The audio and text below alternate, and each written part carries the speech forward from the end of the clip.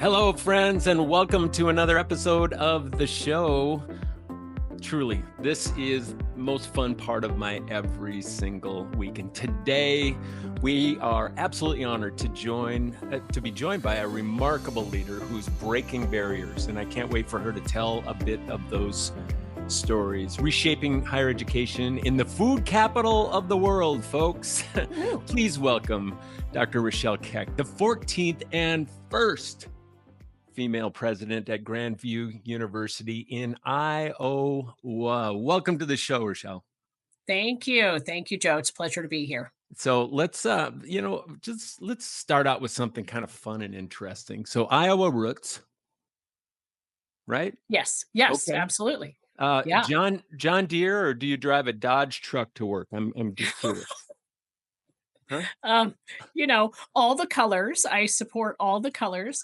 You're a Yeah. multicultural tractor family. Okay. Yes, yes, Yes. multifaceted, all the colors. Yes, Uh-huh. red and green and, Vermeer down in Pella, they have the black and gold. So Yeah, they do. we have all that. Yeah. They do. So from your journey, first gen college First gen. student, right? First gen. Yes. Wartburg, go Knights. Go Knights. Come The on. sword up above that you can kind of see There in it this is. case, that is from Wartburg College. Yes. Yep. Now leading at Grandview University. Go. Vikings. As a Minnesota guy, I just had to hear you say that. You know that. It was a Mhm. total setup. Total setup. Yes. Skull. Skull. You are living proof of how education absolutely it transforms lives. So am I. And Mhm. sometime I'll tell you my story. But what strikes me is how your path weaves in just this unique blend of law, philanthropy, and education. You're like this Renaissance woman, okay, who keeps finding new ways to serve and open up Mhm. doors. So, how has this diverse background really shaped your vision for the campus that you're leading today? Absolutely. So, yeah, I'm a little untraditional in that, or non traditional. I have not come up through the academic pathway as a faculty member or a dean or a provost, but I certainly have. Been in my seat for a fair number of hours as a student, not only in the undergraduate space, but also in law school, and then earning my PhD in education at the age of 50 while leading a residential university through a global pandemic. Mm. I actually defended my dissertation on April 29 of 2020 in my home office while we were all still in lockdown. A memorable day, I'm quite sure. Yes, yes.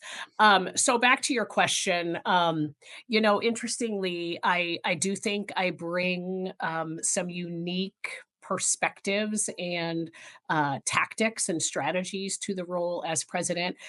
First and foremost, I always warn my team. I warned my team here at Grandview and also warned my team at Briarcliff.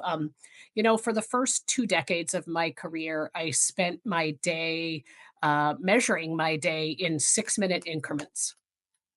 As an attorney, time is money, and you keep track of your time in terms of blocks of time. And so for me, the pace is much faster than you typically see in higher education. And I think that has been a good thing for my presidency and also for my team to feel that sense of urgency, that sense of time is money, time is valuable. We cannot sit back and Right, say next semester right. or next academic year or that's not in my contract or whatever the case may be. The times that we are living in from a higher education's perspective are unprecedented, and we cannot rest on our laurels, and we cannot continue to operate in the same way that we operated back when the academy was living its golden years.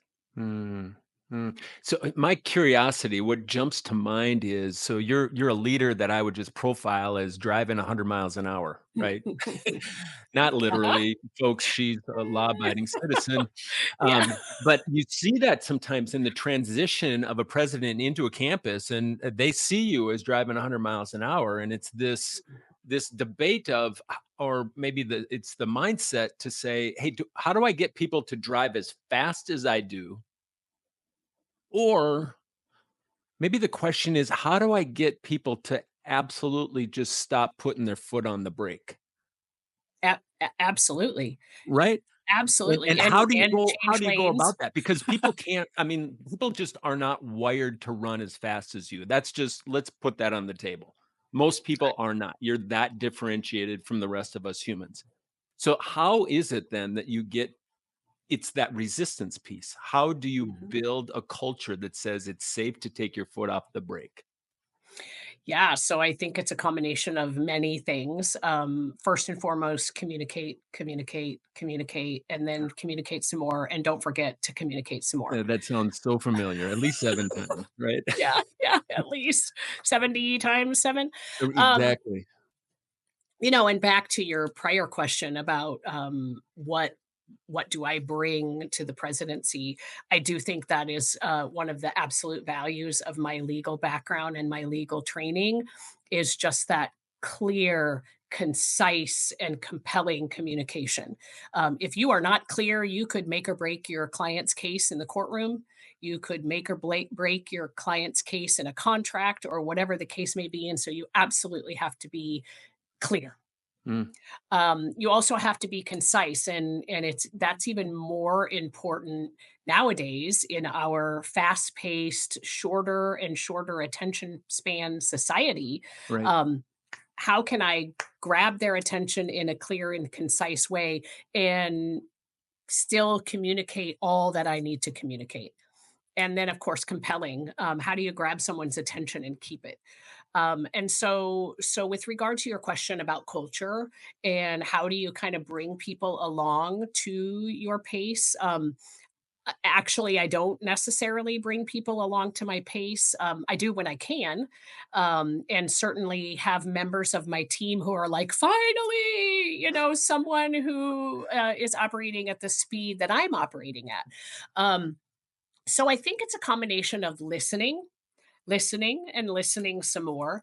What is going well? What isn't going well? What can we stop doing so that we do have the ability and the bandwidth to move faster in the areas that we need to move? Sure. My guess Um, is you've probably incorporated those structures into your system at mhm. all of the all of the universities that you've been, you know, the leading CEO of.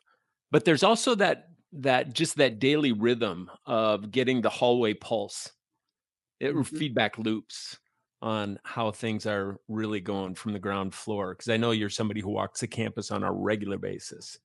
Yeah, and I also meet with, various constituents throughout the campus, not just the leaders, not just the, department heads, etcetera, but, what do I need to know? What am I missing? Because if you don't lead the communication, sometimes the communication can lead you. Exactly. That void is filled with lots of stuff that you have to manage then with your team, and it takes you off mark and burns a lot of Mhm, calories that most of us mhm. don't have anymore because the work is that difficult. Yeah. So a woman of, go ahead, one last on that piece, and then I want to shift gears. And also obviously my background in philanthropy has been incredibly valuable here in the presidential role, not only to recognize and understand the importance of philanthropy to the presidential role, but then also just why do people give? How can we optimize giving to support the mission of the institution? You may or may not know this, but my dissertation topic for my PhD was actually studying college and university presidents as fundraisers. Interesting. Uh, Yeah. I I have a sense that more and more are needing to actually fill those channels and become very, very competent, right? In just where our systems of authority and government are going. It can't be so tightly coupled to DC. No, no, it No. cannot. No. So Agree. that's I think that's Even good though it good is. news. I'm looking for leaders, It's both, right? both and. Yeah, Exactly, but I'm looking for leaders that have that mindset to say, "Hey, here's what is. Now what does this make possible for us?" And those that understand the importance of embracing your community and community value and sharing your story. And then absolutely. with a credible handout. That's what it has to be. It has to be a credible handout that says, "Do you believe in what we're doing here?" Because it's off the charts remarkable. Right. Mhm, Absolutely. Yeah. mhm. It's all about storytelling and relationships in the fundraising space. And that's been since the beginning of time. So this woman of vision, this woman of you can't, catch me if you can, right? Um, woman of incredible performance. And here I'm talking to you, and I get this sense of just authentic humility. Um, and I'm always sniffing that out. The hungry, humble, and the smart ones, right? Mhm. That's a Patrick Lencioni, I think. How Mhm. do you maintain your groundedness? You are leading complex systems, lifting heavy things. What are some of those daily habits that renew your mind, right, and just strengthen your insights? Well, first and foremost, my humility started at birth. I was born into a life of competition, so to speak. I'm number six of nine children. And, so I have five older brothers and sisters who Awesome. always kept me honest and humble. That's where that Eh, scrappy comes from yeah, too, right? yeah, I'm gonna yeah. fight you to the d How dare you pour more Pepsi in your glass than you poured in mine? Mhm, mhm. Certainly my upbringing and I grew up in a very happy household. My grandpa was a Lutheran pastor, and so being able to lead a Lutheran institution like Grandview has absolutely been a dream of mine. And then, back to your question about what are some of my daily habits. Obviously, I'm a person of faith. And so just spending time in the word for me is important. Mm, But I do think my pathway, not coming through the traditional channels, being a relatively new transplant into the higher education space has absolutely made me humble. And here's what I mean by that. I mean, I'm surrounded by highly, highly intelligent and highly, highly educated people on a daily basis. I mean, we have PhDs around every corner in all the disciplines, right? And so, if you waltz into a room thinking that you're the smartest one in the room or that you know more than anyone else in the room, I mean, you're just automatically set up for failure. But to go back to a word that you used earlier, curiosity. yeah. Um, what I don't know what I don't know. And you don't know what you don't know. And so how can we help each other know more? And then not only know more, but also then use that knowledge to perform better in support of the mission. And let's be honest, I mean, what we knew, Hmm. it's not as valuable as it once was. Oh my goodness, The no. economy of scale of change and just the magnitude of the warp speed of, literally everything transforming, like becoming something altogether different, not just moving furniture around in our purview. Things are literally the earth is shaking beneath our feet Mm, right now. So if we yeah, walk into that room and, we have more wonder than wisdom, I think it's a good yes. posture, isn't it? Love that. Yes. Yes. Yes. Yes, and that's Um, what brings your people together. Because nobody eh, likes the know-it-all. We all kind of back foot on those people, right? We lean in when there's wonder. absolutely. And I think one of the monumental shifts in higher education that has been happening is that, we went from this static, I learned everything I need to know about this discipline, and I'm now an expert in my field. And so I'm good. I can rest on this knowledge and achievement for the rest of my career. No longer the case. I Yeah. mean, everything is changing. And again, that can excite you or it can terrify you. Mhm. And it's absolutely a mindset. and we all get to choose that mindset. But I think it's been especially hard on faculty, and I recognize that you've invested all of these hours and blood, sweat, and tears Yep. into this discipline, and like you say, arguably no longer relevant, or not as relevant as, of course, the day you learned it. And so how can you change your mindset about it? And for me, the mindset is, listen, faculty, you are best in the world at learning. You have demonstrated that through your academic achievements. You are best in the world at learning.